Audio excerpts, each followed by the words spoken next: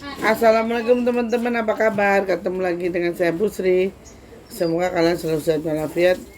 Saya dalam lindungan Allah selalu diberikan kemudahan, keberkahan, keselamatan serta kebahagiaan ya teman-teman. Terima kasih banyak untuk segala dukungannya. Mohon maaf saya tidak setiap hari tidak bisa upload video dikarenakan ada sesuatu yang harus saya kerjakan teman-teman. Intinya saya berterima kasih banyak untuk semuanya. Semoga kalian selalu sehat-sehat ya teman-teman, harus sehat, harus berbahagia.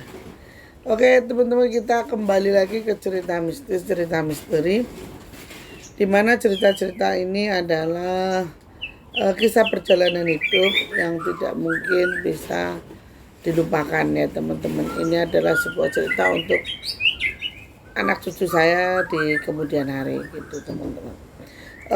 Kali ini saya akan berbagi cerita tentang pengalaman. Jadi pengalaman saya waktu dibawa oleh Eyang Lawu itu, ini adalah pengalaman pertama teman-teman. Pengalaman pertama ketika saya dibawa oleh Eyang Lawu ini, saya diperlihatkan suatu kejadian. Kejadian ini memang di luar nalar dan di luar logika manusia. Kalaupun kita percaya, kita tidak bisa membuktikan teman-teman. Tapi kalau tidak percaya, ini nyata adanya. Oke, waktu saya datang ke Gunung Lawu pertama kali, lalu saya dipertemukan dengan Ki Tunggul Wulung. Kalian perlu tahu bahwasanya saya pertama kali datang ke Gunung Lawu, mendaki Gunung Lawu itu via Cemoro Sewu. Saya dipertemukan atau disambut oleh seseorang bernama Ki Tunggul Wulung. Nah, Ki Tunggul Wulung sendiri adalah salah satu adipati ataupun panglima perangnya di Gunung Lawu teman-teman. Nah, Ki Tunggul Wulung sendiri itu berpawakan kurus, tidak terlalu tinggi, dan berpakaian Jawa celana hitam sama baju lorak-lorak itu loh teman-teman. Apa sih namanya, garis-garis itu loh teman-teman. Jadi Ki Tunggul Wulung itu berpakaiannya seperti itu. Nah, ketika saya dibawa sama Ki Tunggul Wulung ini teman-teman, setelah saya dimandikan di sebuah gerbang, terus saya dibawa masuk ke sebuah pasar yang itu mungkin pasar goib atau pasar setan atau pasar jin. Saya ditawari makan di situ, dan ketika saya makan apapun yang ada di situ, saya tidak berasa kenyang. Jadi saya tidak berasa kenyang, dan saya selalu makan, entah makanan apa yang saya makan, tapi itulah yang saya makan. Nah, dan anehnya teman-teman, di pasar itu saya itu tidak melihat orang-orang, anak-anak kecil itu saya tidak melihat. Jadi usianya itu seperti saya dan Ki Tunggul Wulung, jadi muda ke tua gitu loh teman-teman. Nah, hingga suatu saat saya sampai di sebuah gerbang lagi, dimandikan oleh perempuan yang sangat cantik. Rambutnya itu sampai ke tanah, ada roncan melati di rambutnya.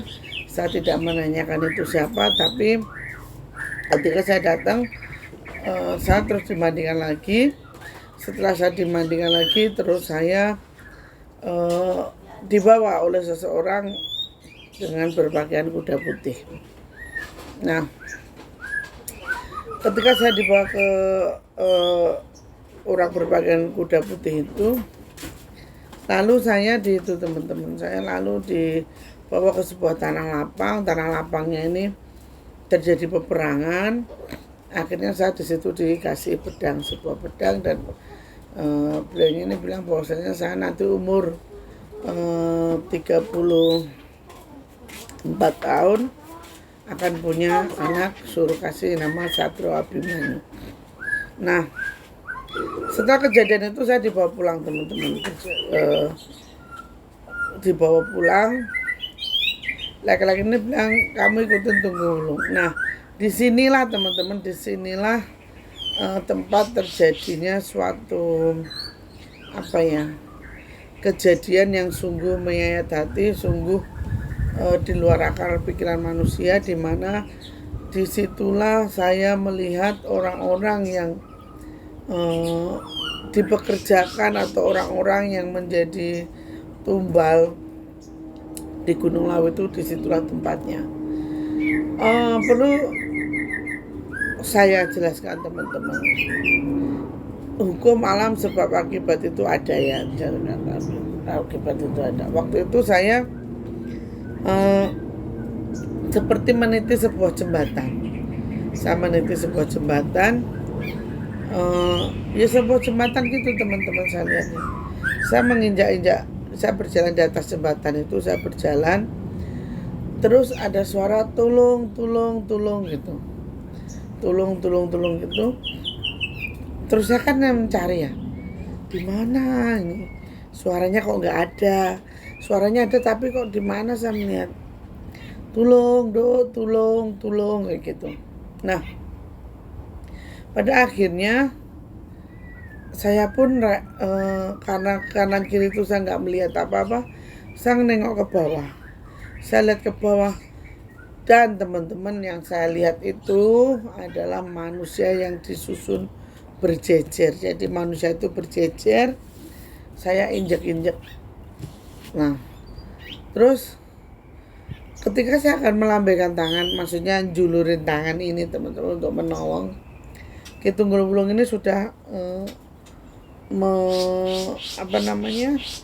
menarik tangan saya, menyingkirkan. Jangan, mereka sudah sepantasnya mendapatkan seperti ini, karena ini adalah karma dia di dunia.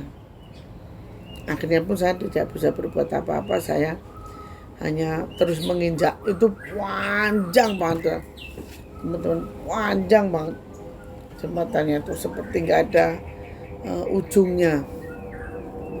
Terus itu masih orang tuh berteriak tolong gitu teman-teman. Nah, terus setelah itu saya lihat seperti ada perkebunan pisang itu. Nah, saya tuh melihat anak-anak kecil nih teman-teman, anak-anak kecil itu saya kira kan metik pisangnya, diambil gitu, makan itu, dimakan.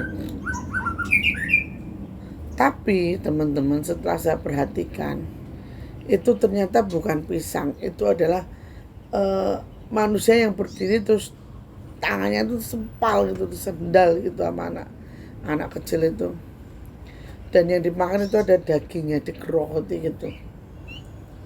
Saya pun bertanya sama Tunggulung ini, "Mbah, itu apa, Mbah?"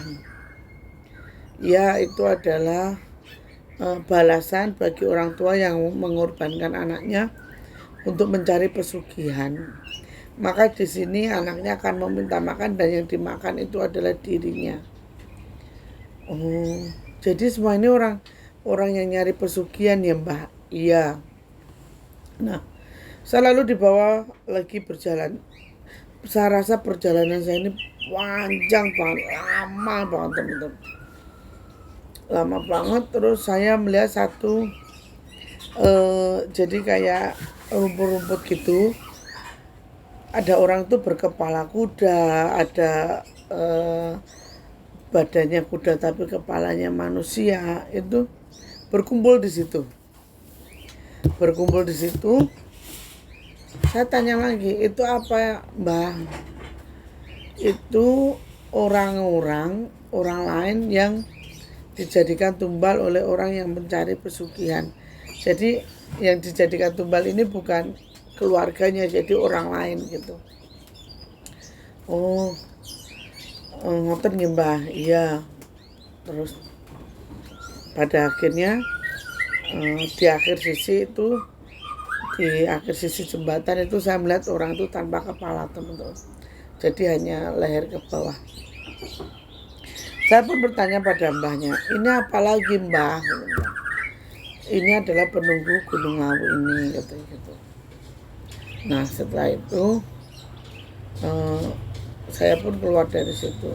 Nah si mbahnya ini berpesan, saya berpesan sama kamu, jangan pernah melakukan hal ini di dunia, karena hidup ini seberapa lamanya kamu tidak tahu.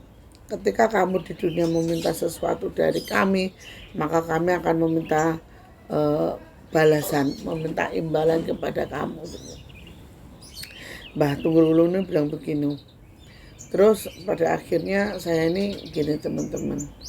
Oh jadi ini orang-orang yang mencari pesugihan, pasti suatu saat akan ditagih balik ya mbah. Iya kata gitu. Iya kata Mbah Tunggul. Akhirnya saya tuh dibawa pergi sama Mbah Tunggul.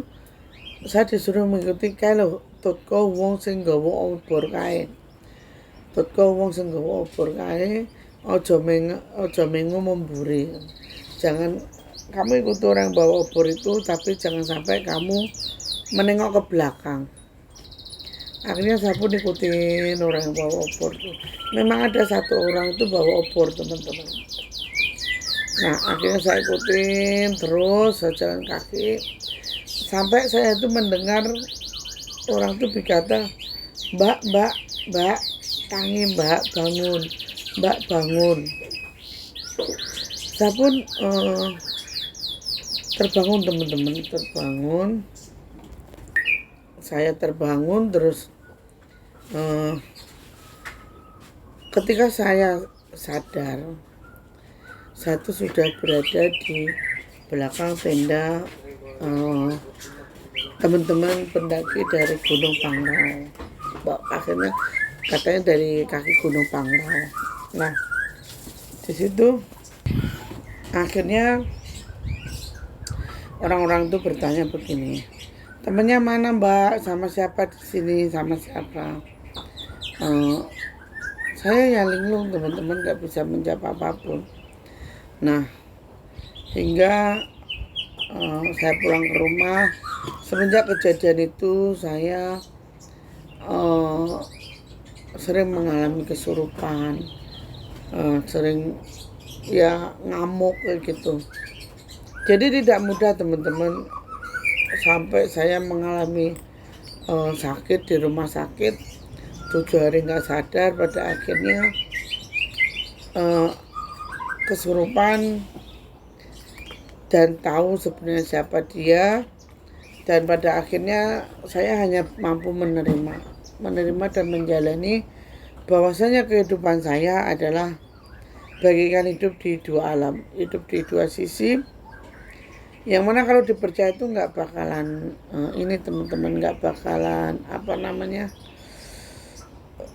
orang tidak akan mudah untuk mempercayai apa yang saya sampaikan, karena ini adalah di luar nalar gitu loh. Akan tetapi apa yang saya sampaikan ini adalah sebuah kebenaran yang saya alami. Percaya atau tidak ya monggo. Saya tidak bisa menyuruh ataupun memaksa seorang mempercayai saya, karena semua yang saya miliki ini hanyalah milik Allah Subhanahu wa taala. Begitu teman-teman. Dan saya hanya mampu menjalani karena saya tidak bisa menghilangkan ataupun menghindar. Jadi semua biarlah berjalan seperti apa adanya. Ya teman-teman, begitu perjalanan hidup saya. Akhir kata, mohon maaf sebesar-besarnya kalaupun saya punya salah, ada perkataan yang salah ataupun menyinggung seseorang, saya mohon untuk dimaafkan. Semoga Allah mau selalu melindungi kita, memberikan kita kebaikan teman-teman, karena kita harus sering berbuat baik, karena kita tidak tahu kebaikan mana yang akan diterima oleh Allah Subhanahu wa taala. Akhir kata teman-teman, selalu semangat untuk menjalani kehidupan, selalu semangat untuk berbuat kebaikan, karena kebaikan itulah yang akan kita bikin buat bekal di kemudian hari. Akhir kata teman-teman, Terima kasih banyak. Assalamualaikum warahmatullahi wabarakatuh. Rahayu, rahayu, rahayu sakum tumati.